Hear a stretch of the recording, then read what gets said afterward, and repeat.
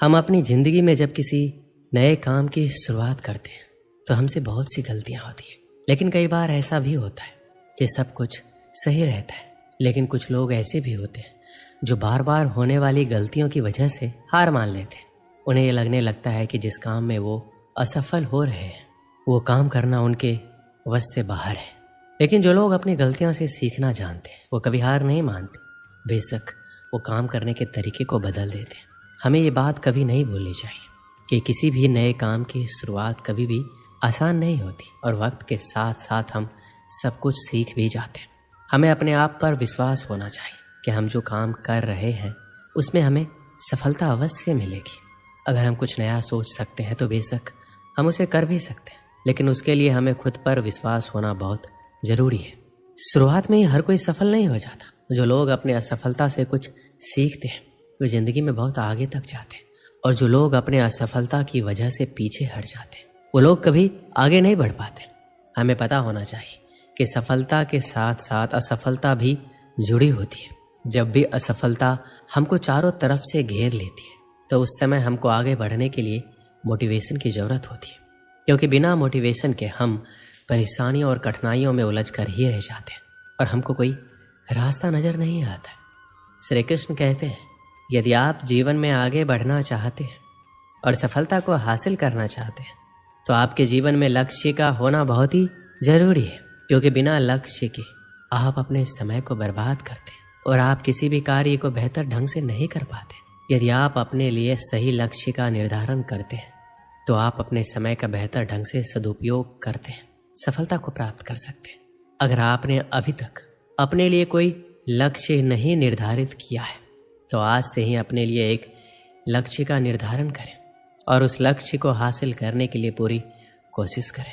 अगर आप अपने लिए बड़े लक्ष्य निर्धारित करते हैं तो उन लक्ष्यों को छोटे छोटे टुकड़ों के अंदर बांट लें और सबसे पहले छोटे लक्ष्य से कार्य करना शुरू करें, और कुछ समय बाद आप देखेंगे आप बड़े बड़े लक्ष्यों को भी आसानी से प्राप्त कर सकते हैं। श्री कृष्ण कहते हैं, यदि आप किसी भी काम को लेकर बहुत ही ज़्यादा चिंतित हैं तो आपके दिमाग में सिर्फ उस कार्य के बारे में ही विचार आते रहते हैं और उसकी वजह से आप सही और गलत फर्क नहीं कर पाते, जिसकी वजह से आपके लिए सही निर्णय लेना काफ़ी मुश्किल हो जाता है और आप उस समय के अंदर अपने लिए कुछ गलत निर्णय ले लेते हैं, जिसकी वजह से आप कभी भी सफलता को हासिल नहीं कर पाते।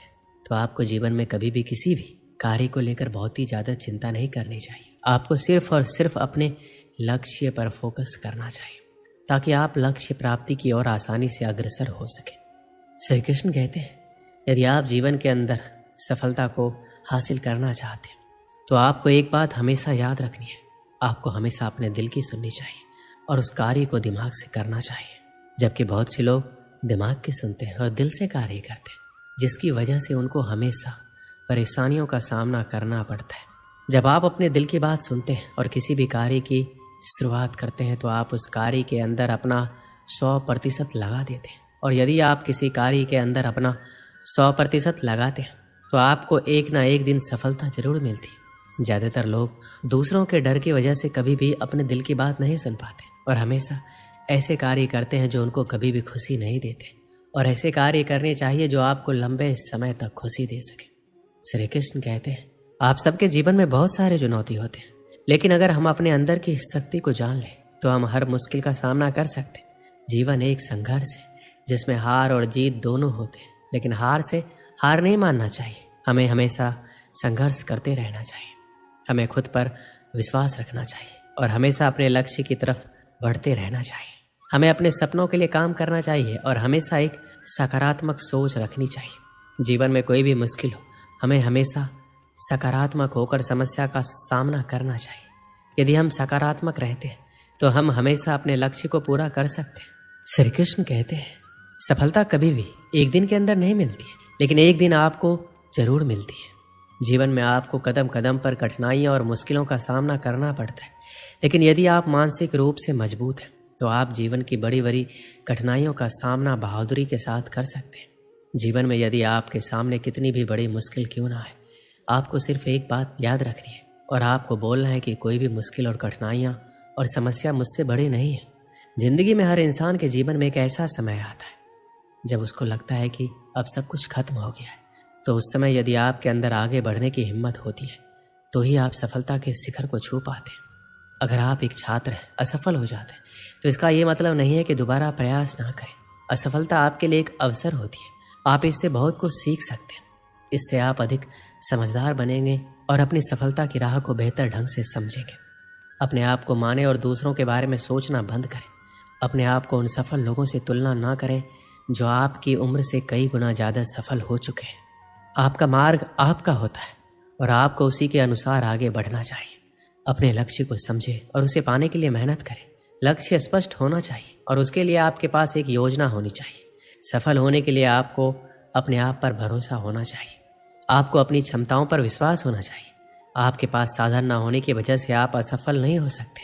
आपकी सफलता आपके अंदर होने वाले विश्वास पर निर्भर करती है। और अंत में मैं ये कहना चाहूँगा कि आप सफल हो सकते हैं। आपकी सफलता आपके उत्साह, मेहनत और विश्वास पर निर्भर करती है। अपनी सोच और कार्यों में सकारात्मक रहें और अपने लक्ष्य की ओर अग्रसर रहें। बहुत समय पहले की बात है। भारत के सुदूर दक्षिण में एक छोटा सा राज्य स्थित था। राजा द्वारा राज्य का संचालन शांतिपूर्वक हो रहा था। एक दिन अचानक उसे खबर मिली कि एक बड़े राज्य की सेना की एक बड़ी टुकड़ी उसके राज्य पर आक्रमण के लिए आगे बढ़ रही है। वो घबरा गया क्योंकि उसके पास उतना सैन्य बल नहीं था जो उतनी बड़ी सेना का सामना कर सके। उसने सेनापति को बुलाया। सेनापति ने पहले ही हाथ खड़े कर दिए। वह बोला, महाराज, इस युद्ध में हमारी हार निश्चित है। इतनी बड़ी सेना के सामने हमारी सेना टिक नहीं पाएगी, इसलिए इस युद्ध को लड़ने का कोई औचित्य नहीं है। हमें अपने सैनिकों के प्राण गंवाने के बजाय पहले ही हार स्वीकार कर लेनी चाहिए। सेनापति की बात सुनकर राजा बहुत निराश हुआ। उसकी चिंता और बढ़ गई। उसे समझ नहीं आ रहा था कि क्या करें क्या ना करें। अपनी चिंता से छुटकारा पाने के लिए वह राज्य के संत के पास गया। संत को उसने पूरी स्थिति से अवगत कराया और बताया कि सेनापति ने युद्ध के पहले ही हाथ खींच लिया है। यह सुनकर संत बोले, राजन, ऐसे सेनापति को तुरंत उसके पद से हटाकर कारागृह में डाल देना चाहिए। ऐसा सेनापति जो बिना लड़े हार मान रहा है, उसे सेना का नेतृत्व करने का कोई अधिकार नहीं है। किंतु गुरुवर, यदि मैंने उसे कारागृह में डाल दिया तो सेना का नेतृत्व कौन करेगा? संत बोला, राजन, तुम्हारी सेना का नेतृत्व मैं करूंगा।